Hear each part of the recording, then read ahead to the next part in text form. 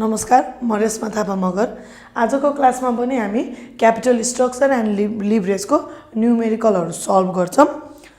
आजको लागि first question, Everest batteries manufacturing company has a degree of operating leverage.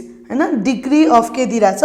Operating leverage. यहाँनिर given लेख्दा degree of operating leverage DOL equals to हामीलाई कति times दिएको छ?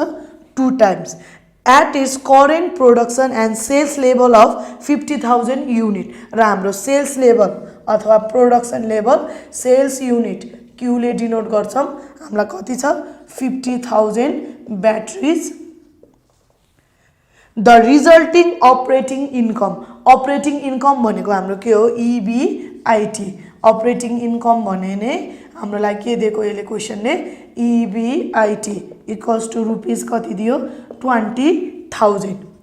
ए नम्बरमा भन्यो if sales are expected to increase by 20%, यदि सेल्स चाहिँ 20% ले इन्क्रिज भयो from the current 50,000 unit sales position भने चाहिँ यहाँनिर हामीलाई क्वेशनले के दियो? Percentage increase in sales, sales चाहिँ 20% ले बढ्यो भने अपरेटिङ प्रफिट, यस्तो केसमा अपरेटिङ इन्कम वा प्रफिट चाहिँ कति हुन्छ सोध्यो। यहाँनिर क्वेशनले के दिएको छ? DOL। DOL ले के को रिलेसन देखाउँछ? EBIT र सेल्सको। सेल्समा चाहिँ के हुन्छ? 1% ले मात्र चेन्ज भयो भने नि DOL को मिनिङ 2 भएको भएर अब EBIT चाहिँ कति पर्सेन्टले चेन्ज हुन्छ? 2%। अब सेल्स 1% ले चेन्ज हुँदा 2 ले चाहिँ EBIT चेन्ज हुन्छ भने यहाँ सेल्स कति पर्सेन्टले चेन्ज भइसकेको छ? 20% ले। भनेपछि EBIT कतिले चेन्ज हुन्छ? अब 40%। अब यसलाई नै फर्मुलामा लगाउँदा नि भयो। DOL भनेको percentage increase in EBIT upon के हो? Percentage increase in sales. अब यहाँ इन्क्रिज भएको भएर इन्क्रिज लेख्यौँ हामीले, नत्र चेन्ज लेख्छौँ। DOL हामीलाई 2 टाइम्स दियो। पर्सेन्टेज इन्क्रिज इन EBIT छैन, निकाल्नु छ। र पर्सेन्टेज इन्क्रिज इन सेल्स हामीलाई कति छ? 20%। Therefore percentage increase in EBIT भनेको कति पर्सेन्ट आयो? 40। अथवा डाइरेक्टली DOL को मिनिङ यो हो भनेर ल्याङ्ग्वेजमा लेखिदिँदा नि हुन्थ्यो। अब यहाँ EBIT कति पर्सेन्टेजले बढ्यो? 40% ले। पहिला EBIT कम्पनीको 20,000 थियो, अब यो कति पर्सेन्टेजले इन्क्रिज हुने भयो?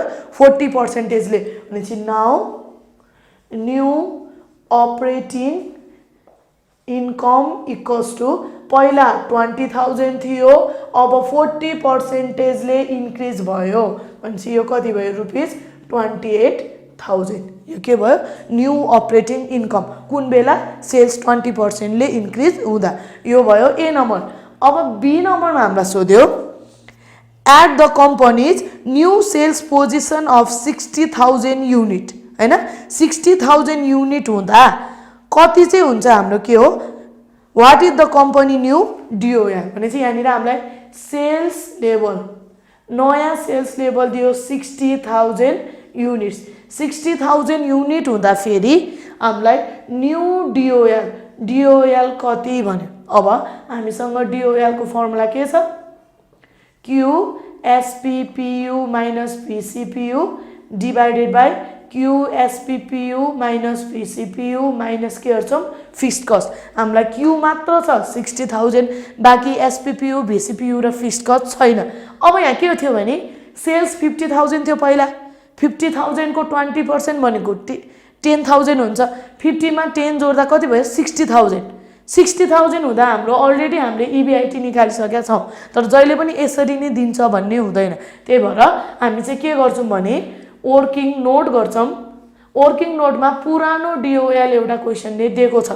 पुरानो DOL मा QSPPU minus PCPU, QSPPU minus PCPU minus fixed cost भनेको के को फर्मुला हो? EBIT को।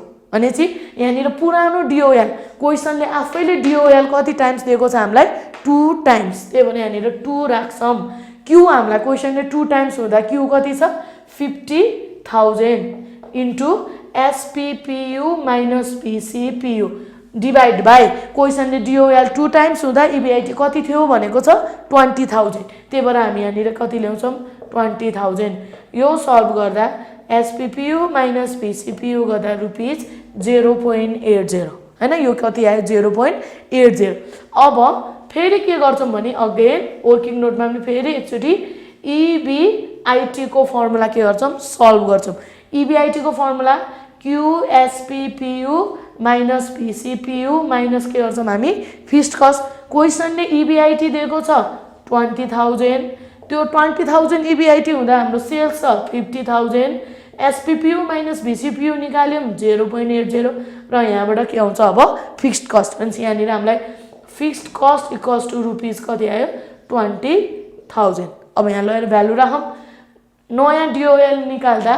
क्यू थियो 60,000 इन्टु एसपिपियु माइनस भिसिपियु भनेको कति छ 0.80 divided by 60,000 into 0.80 minus fixed cost हामीले कति निकाल्यौँ 20,000 यो गर्दा हाम्रो आयो 1.7143 के हुन्छ टाइम्स हैन अब क्वेसनले हामीलाई यसमा के पनि गर भनेको छ अल्सो इन्टरप्रेट द रिजल्ट अब डिओएल आयो 1.7143 टाइम्स अब हामीले सुरुमै भनेको थियौँ सेल्स र यसले के को रिलेसन देखाउँछ इबिआइटी को त्यही भएर यहाँनिर डिओएल 1.7143 times indicates that if sales changes by 1% EBIT will के लेख्नु पर्यो changes by 1.7143% यसरी लेख्दिनु हैन त्यहाँनिर डिओएल ले के को रिलेसन देखाउँथ्यो सेल्स र इबिआइटी को सेल्स 1% ले मात्र चेन्ज हुँदा डिओएल चाहिँ यो पर्सेन्टेजले चेन्ज हुन्छ भनेर लेख्नु पर्यो इन्टरप्रेट गर्दा आजको क्लास यति नै धन्यवाद।